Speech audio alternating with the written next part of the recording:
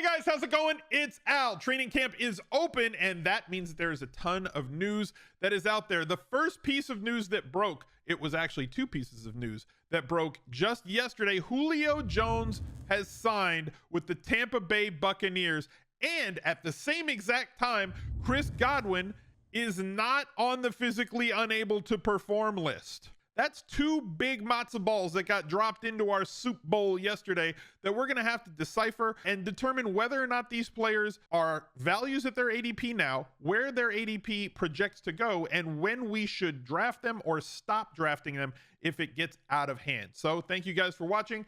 Drop a like on the video, subscribe to the channel, ring the notifications bell, leave me a reply down below with where you would be drafting Julio Jones right now in your fantasy football drafts. And let's go. He's a legend. All right, so first and foremost, let's start with where we were last year and then what the projections look like for this year. So total passing targets last season for the Buccaneers. This is NFLsavant.com if you guys wanted to browse. It's a great data viz site. So Godwin led the team with a 20% market share targets. Mike Evans, 15.92. Again, this is for the full season. It includes games that they may have missed. Leonard Fournette, Rob Gronkowski vacating 72 targets from last year. Antonio Brown clearly vacating the 60 targets that he got. It says 9.12 target market share, but again, this includes all 18 weeks, all 17 regular season games, where if he missed certain weeks, and he did miss weeks, they're calculating this into the total number of targets. Same thing goes for their red zone targets, where Godwin saw the most, and then Evans down here at 14. Evans should lead the team in terms of end zone and red zone targets. Leonard Fournette gets a healthy share of the targets as well, as you saw here, 86 of them out of the backfield. Looking over at Mike Clay's projections for the Tampa Bay Buccaneers, as you can see right here, he's got them throwing it a roughly 675 times on the season. He's projecting 36 passing touchdowns. He's got Mike Evans with 119, Godwin with 113, then Russell Gage with 98, Julio Jones with 66 projected targets. So let's start with Julio. Okay, I think this is a fantastic IRL move for the Buccaneers. It gives them depth at the wide receiver room, where their wide receiver 4 now goes from being like Tyler Johnson to being somebody like Julio Jones or Russell Gage. His ADP as of yesterday, I wrote this down yesterday as soon as the trade went down, was the wide receiver 81. He was being drafted as the 81st wide receiver off the board. His ADP was about 190th overall. I still think he's going to be a play, but people were getting completely out of line and off the reservation. And I could see people drafting Julio Jones at like pick 80, pick 90. People were just like, Julio Jones on the Buccaneers, click. No, don't do that. Like his ADP has gone down because he was not signed and people didn't want to take the risk. He clearly was going to get drafted by a team. Get signed by a team when training camp opened, and you've seen people speculate on him as their wide receiver 7 or wide receiver 8, somewhere around pick 190 or below. He had fell to like 200 here at the beginning of July, and he kind of went up here to about 185. He'd settled in around 190, and then yesterday he jumped up here to 180. Expect this to keep climbing. Now, I think that Julio is still a pick. I'm still going to click Julio up around here at 160 to 165. I don't think he's going to stay there, though, in terms of ADP.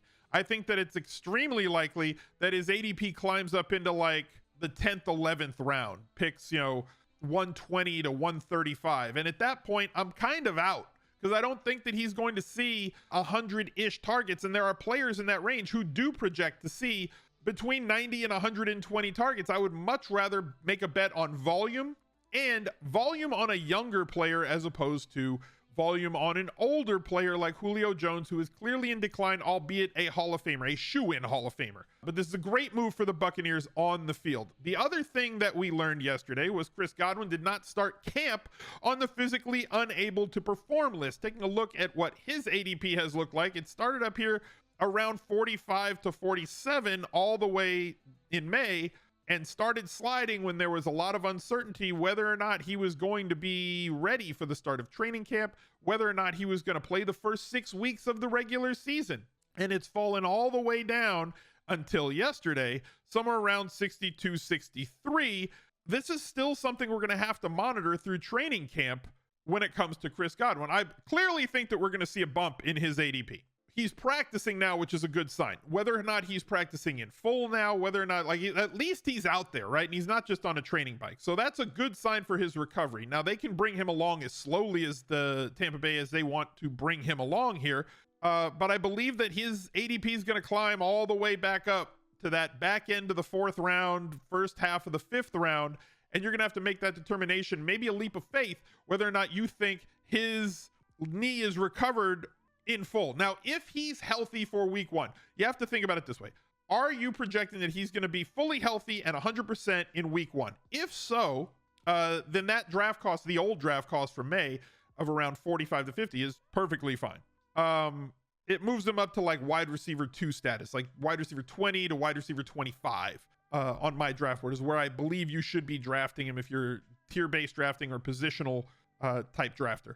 Now, the fact that he gets back up there to the 4th round, if you think, look, I think that this is a smokescreen. I think that they brought on Julio Jones, like they're practicing with Chris Godwin, but they brought in Julio Jones to cover for him because they think he's going to be inactive for the first couple of weeks, but not the full 6 weeks. Then Julio Jones would man that spot. The player who is not affected at all by this is Mike Evans. Mike Evans is going to do Mike Evans things. He's going to be a downfield target. He's going to be the alpha on this team, in my opinion, this year, and should see a larger percentage of red zone and end zone targets this season with the absence of Rob Gronkowski. So a touchdown producer, right? A massive touchdown producer the last few years now has even more touchdown upside in 2022, having nothing to do with this signing and Godwin being back. Like, sure, he's going to see a few less targets if Godwin's there versus if Godwin's not there. He would have seen a larger market share of targets, but like, it's not going to move him down a notch. His ADP should not change. If it does change,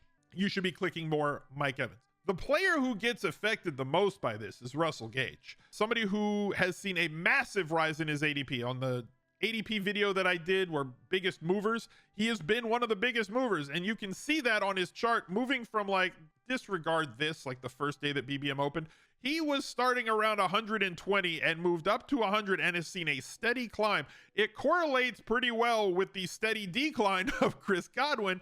And if I was to add him to this chart, Godwin, no, if I spell it right, I can add him. It would be very easy to see that they have kind of moved down towards one another. They're going to now separate once again. And if we were to remove Godwin from this chart, the question is, one, we're not drafting Russell Gage up in here in the 75s, you know, or 60 range anymore. It's just not happening. You're not going to see him go off there. His ADP is going to plummet. And it's not going to plummet to where I think Julio Jones is. I think it's going to settle back in around here between pick 100 and 110. We'll see how quickly that happens. Underdog drafters are somewhat sharp. DraftKings drafters are a little less sharp and lag behind, things like that. But he's going to see way less targets if both are healthy. So if Julio Jones and Chris Godwin are healthy in week 1, assume that all 4 wide receivers are healthy, Russ Gage, Evans, Godwin, and Julio Jones. If all 4 are healthy in week 1, I think that Godwin, if he's 100% for any week that all 4 are there, Godwin is going to now be able to be moved. He's been outstanding when he was in the slot last year, whenever Antonio Brown was absent, and he also can win on the outside. So their ability to now have Julio Jones play on one side opposite of Mike Evans while having Chris Godwin man the slot, or put Godwin on the outside for some specific sets and have Russell Gage man the slot, which is where we thought he was going to see 100% of the snaps, even with a healthy Godwin. The addition of Julio Jones here really knocks down the percentage of snaps that somebody like Russell Gage can play. So he is clearly going to drop an ADP. The big winner here, I'm sick of him winning. He wins everything. It's enough already. It's enough already with the winning, Tom. You freaking win everything.